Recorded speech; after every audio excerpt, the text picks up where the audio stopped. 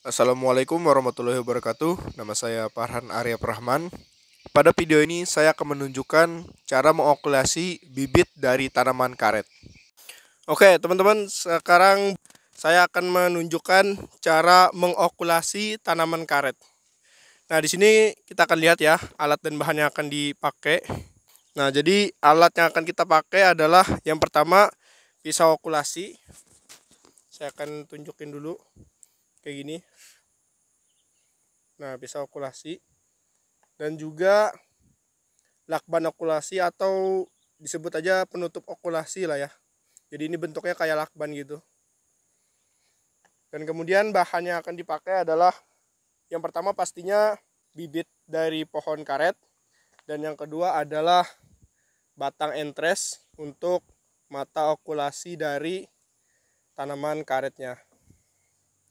Oke teman-teman, setelah kita mengetahui alat dan bahan yang akan dipakai, langsung aja kita akan praktekkan cara mengokulasi tanaman karetnya. Yang pertama saya akan ngambil dulu di tanaman karet di sini, bibit tanaman karetnya. Saya akan deketin ya.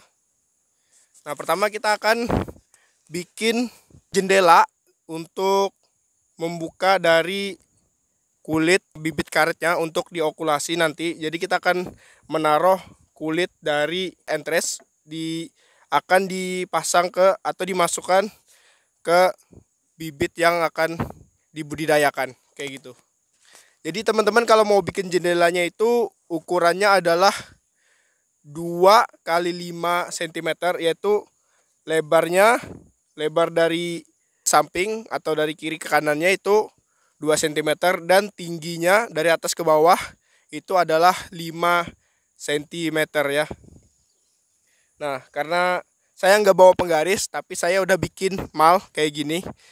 Nah, ini udah dibikin mal, jadi ukurannya udah pas sama yang standar. Oke, kameranya kehalang ya. Nah, kayak gini. Langsung aja kita akan melakukan pengokulasian. Oke, teman-teman, saya akan bikin jendelanya di sini. Nah, perlu teman-teman ketahui juga ya, jenis okulasi yang saya gunakan ini adalah okulasi hijau. Jadi tanamannya masih muda. Jadi ada beberapa jenis okulasi ya, yaitu okulasi dini yang tanamannya bisa lebih muda lagi dari ini. Kemudian ada okulasi hijau yang saya gunakan sekarang, dan ada okulasi coklat di mana tanaman yang digunakan itu, bibit yang digunakan itu sedikit lebih tua atau lebih dewasa kayak gitu.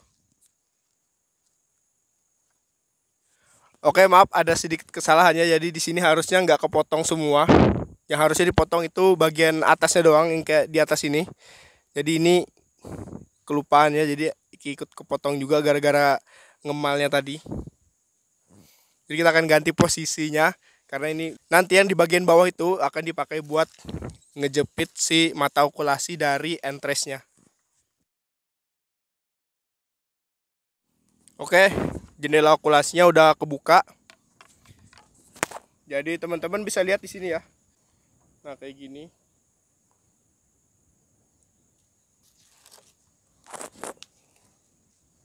Nah, bisa teman-teman lihat di sini jendela okulasinya udah kebuka. Nah, kayak gini. Nah, ini nggak sengaja ya, kesobek dikit. Oke, ya jadi kayak gini ya jendela okulasinya. Dan sekarang setelah jendela okulasinya kebuka, kita akan potong bagian setengahnya, setengah dari jendela ini.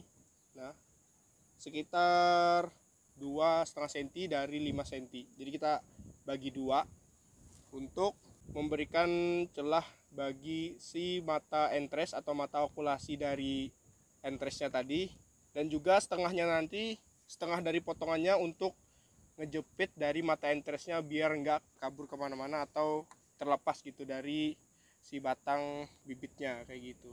Oke, saya akan potong aja langsung.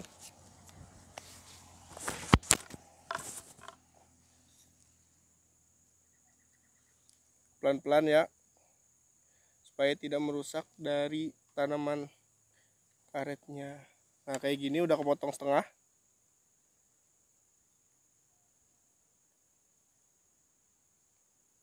Oke. Sekarang berikutnya kita akan mengambil mata okulasi dari entres ini. Nah, untuk pemilihan mata entresnya disarankan ya ngambil mata entres yang ada kayunya gini ya. Yang kalau batangnya kalau dahannya dipotong itu masih ada bagian putih dari kayunya. Itu tandanya si mata entresnya itu bisa dipakai untuk membantu pertumbuhan dari si bibitnya tadi kayak gitu.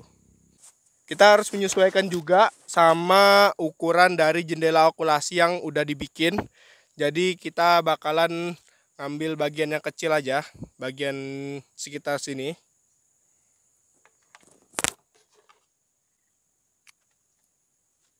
Nah, kayak gini ya teman-teman ya, masih ada bagian putihnya di dahan. Kayak gini.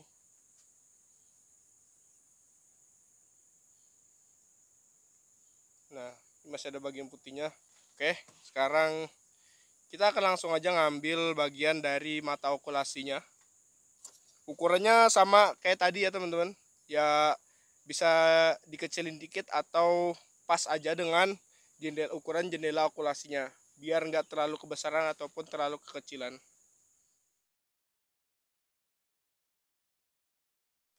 Nah kayak gini mata entresnya. Jadi udah diambil, udah dicopot. Dan sekarang kita akan masang mata entresnya ke bibit yang akan dibudidayakan. Nah di sini. Jadi langsung aja pastikan nggak ada kotoran ya, nggak ada kotoran sama sekali yang menempel di bagian batang ini. Pastikan bersih. Dan sekarang saya akan nempel mata entresnya atau mata okulasinya ke bagian jendela okulasi. Ini juga bisa disebut perisai okulasi ya teman-teman, buat yang belum tahu juga. Nah, jadi kayak gini posisinya. Nah, bisa teman-teman lihat. Nah, jadi bagian dari jendelanya itu ngejepit si perisai okulasinya kayak gini. Setelah terpasang ya, yang berikutnya adalah kita bakalan menutup okulasi ini dengan lakban okulasi atau dengan penutup okulasi ya. Kita akan langsung aja. Jadi pastikan semua bagian dari jendela dan perisai okulasinya itu tertutup dengan sempurna agar tidak kemasukan air ataupun kemasukan kotoran dari luar.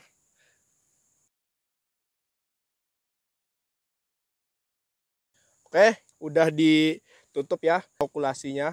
Nah, bisa teman-teman lihat di sini ya. Bagian okulasinya udah ketutup.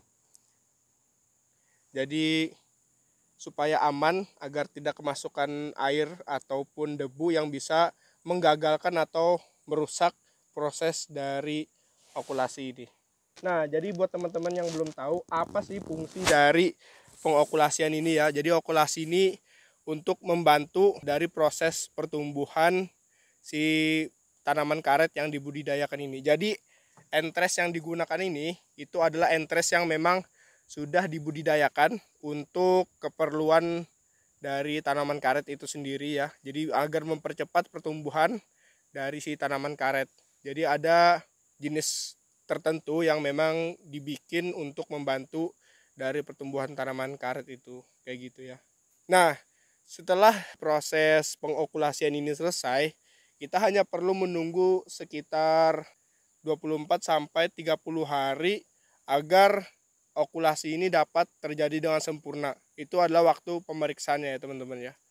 Nah, jadi apabila setelah 24 hari atau 30 hari itu okulasinya berwarna coklat, itu artinya pengokulasian harus diulang kayak gitu ya teman-teman. Artinya pengokulasiannya gagal kayak gitu. Jadi kalau berhasil itu kondisinya masih kayak gini tapi nggak berwarna coklat kayak gitu teman-teman. Jadi kalau udah berhasil itu penutup okulasinya bisa dilepas. Jadi tanamannya bisa tumbuh tanpa pelindung okulasi ini lagi. Jadi bisa dilepas kayak gitu. Nah, kira-kira kayak gitu teman-teman proses pengokulasian.